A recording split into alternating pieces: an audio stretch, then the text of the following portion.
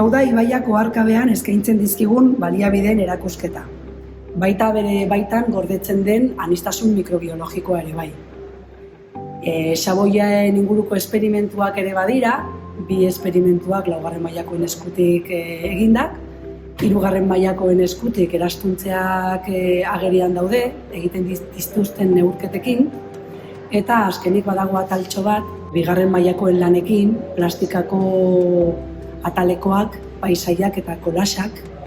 Azkenean, ibaia beste betaurreko batzuekin begiratzean, arakatze eta ikaskuntza aukera ezberdinak topatzen ditugu, eta hau duzue, erakusketaren muina.